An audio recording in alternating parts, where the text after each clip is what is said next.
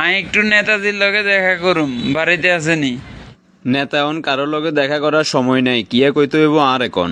আমি হেমিয়ার লগে দেখা করুন ছাড়া এন্তন এক ফল হইতেন না। তাইলে আনে খাড়া নাই একটু জিজ্ঞাই লইন। স্যার আনের কাছে গরিব ফেগিয়া লোক আইসে দেখা করিবার লাইন। পরিচিত কেউ নেই? না, জীবনে আর দেই ন, মনে হয় সাহায্য সহযোগিতার লাই আইছে। আচ্ছা ধর, আয় 1000 টাকা দিয়ে নি দিয়ে আয়। নেতারা যা মন বালা আনের লাই 500 টাকা দিছে, ধরেন ইগুন লয়ে বাড়ির যান গইন। না, অসম্ভব। আমি তো টিয়ালাই আইন নেতার কাছে। আজ যে আই দেখা করুন ছাড়া এন্তন যাইতামি না। এই সাসার ভিতরে আইডি দে, সাসা কি কইতে চাই আয় শুনি লই। আমি তো আন্নের কাছে টিয়ালাই আইন, আগে আন্নের 500 টাকা লন। আনারলে দিলাম 1000 টাকা, বাকি 500 টাকা গেল কই? বাকি 500 হয়তো না আমি আইতে আইতে আপনার পিএসের পকেটে ঢুকে গেছে। 1000 টাকা দোতলা তো নিচতলাত যাইতে 500 হয়ে গেছে কই? এরকম মানুষ দিয়ে আই কেন দেশ তালামু? কই রে মাসুদ, এদিকে আয়। কইলি সাসা সাহায্য লাগবো, দিলাম টাকা 1000, নিচে যাইতে যাইতে দে 500 হয়ে গেল। বা এই 500 টাকা হাওয়া হয়ে গেছে নি? ইয়ে মানে স্যার ভুল হয়ে গেছে। মাসুদ বালা হই যায়, এরকম যাতে আর কিছু না শুনি। ঠিক আছে স্যার, এরকম অন্যায় আর করতেন না। তো চাচা কি মনে করি আইছেন এবার কন? আঙ্গ বাগানে চাষ করেন না তাজা সবজি, আর পুকুরের তাজা মাছ আনছি আন্নার লাই। কিন্তু এইটার বিনিময়ে আন্না টিয়া দিলেন, খুব কষ্ট লাগলো। আরে চাচা, ফিএসে আই আনলগে মিছা কথা কইছে, হেতে কইছে আন্না সাহায্য লাগবে, এটার লাগে নাই টেয়া দিছি। আন্নার মতো নেতারে আমরা গরিবেরা খাওয়াইবার লাই ফামু কর নাই। ভবিষ্যতে কোনো সমস্যা হইব বা কোনো বিপদে হইবেন, আপনি সরাসরি আর কাছে চলিয়ে আইবেন। আচ্ছা ঠিক আছে নেতা। মাইয়ের বিয়ের লাই এই মুহূর্তে তুগুন টিয়া কন্যা হাইতাম। একটা রাস্তা আছে, নেতার কাছে যাই, কিছু টিয়া সাহায্য লইতাম হারিনি। নেতা বাড়িতে আসেনি, একটু দেখা করার দরকার। কিল্লাই আগে আরে কন সারা গেট ফাঁস হইতো না। আর মাইয়ের বিয়ে ঠিক হয়েছে, গরিব মানুষ, এত টিয়া হাই কন্যা, নেতার কাছে আসে একটু সহযোগিতার জন্য। এই সুযোগে কিছু বাগবইয়ে দি, নেতার কাছে যাইবার সুযোগ করে দিতাম হারি। তবে যা লইবেন তার 4 ভাগের 1 ভাগ আর দিয়ে লাইতে হইব। আচ্ছা, আন্নারে এক ভাগ দিমু, তারপরেও দেখা করার সুযোগ করে দেন। করে এবার তুই কথা ক। আইন হইছি না তার পিএস, আগে আরে যদি খুশি না করে নানেরে দেখা করার সুযোগ করে দিতেন না। আন্নারে কেন খুশি করতে হইব কন? যা হাইবেন 4 ভাগ করি 1 ভাগ আরে দিবেন, আরেক ভাগ নেতা দিবেন, রাজি আছেন নি কোন? আন্নগরে যদি এত ভাগ দিয়ে লাই, আয় কত আনলে ঘরে যামু। আমনের মতো এরকম বহুত লোক আইয়ে নেতার কাছে সহযোগিতার লাইন, হিগুনো এরকম 1 ভাগ হিসাব করে দি যায়। আর তো কোনো রাস্তা নাই। ঠিক আছে, আন্নাকে দনজনের 2 ভাগ দিমু। তাইলে এবার রুমের দিকে যাইতেন, হারে নেতা রুমে আছে।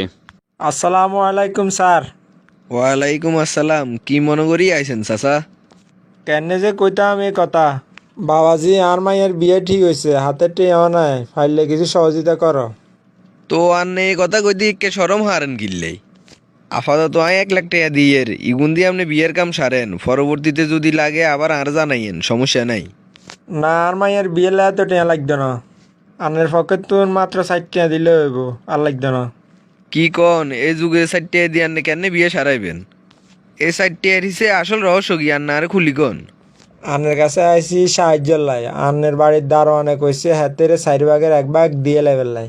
তারপর আনের ফিএসের দিতে হবে 1 ভাগ, ইয়ের পর আনের হারে দিতে হবে 1 ভাগ, বাকি 1 ভাগ লই আয় ঘরে যাইতে হইব। তার চেয়ে ভালো হইব আন্না আরে 60 টাকা দেন, হিগুনের 3 টাকা দিবার পরে 1 টাকা লই ঘরে যামু, ভাগ সমান সমান। কি কইলেন আন্নে এটা? তার মানে যতজন আর কাছে সহযোগিতার লাই ইগুনে বেগুনের তে ভাগবো আন্নে সাহস করি কনে নাই বুঝলাম। কইরে তোরা বেগুন মুইয়ে চাচার কাছে কথা যেটা শুনছি এটা হাসানি? স্যার এটাই আর প্রথম। ধরা খাইলে ব্যাগেই কয় এটা প্রথমবার, ল ধর উপযুক্ত পুরস্কার।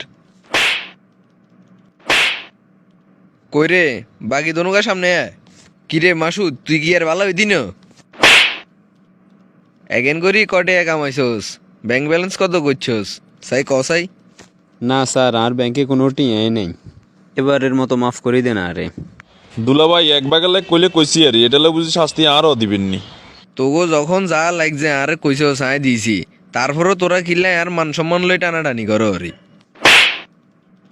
তুই আর ঘরের লোক এগে কম হয়ে যায় আর গেল। চাচা আন্নের রেটে এতন যদি কেউ একটা পয়সা ভাগসায় আপনি আরে কইবেন। ঠিক আছে বাবাজি, উচিত বিচার করেন আল্লাহ তোর মঙ্গল করুক। যে শীতহরের দেশের মানুষের লাই কম্বল দিতে হইব। আপনার কত পিস কম্বল লাগবে বলেন, আমি 3 দিনের ভিতরে ব্যবস্থা করে দিচ্ছি। আর দেশে 18 কোটি জনগণ, আরে 20 কোটি কম্বল দেন। ঠিক আছে স্যার, আগামী 3 দিনের ভিতরেই আপনার মাল চলে আসবে।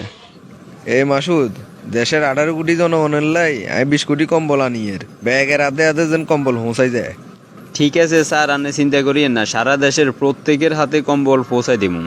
এই লড়ে তো মনে হয় আঙ্গ কোয়াল খুলি গেছে, এত কম্বল কেন কি রুম।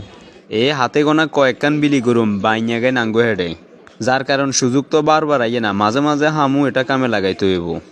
কথাই টেই রইল, দুলাভাই তো দেখেন না কারে দিমু কারে দিতেন না। কিরে এটা কি হুনিয়ের কয়েকটা জেলাত বলে অন কম্বল ঢুকে আর তোরা গছ কম্বল শেষ।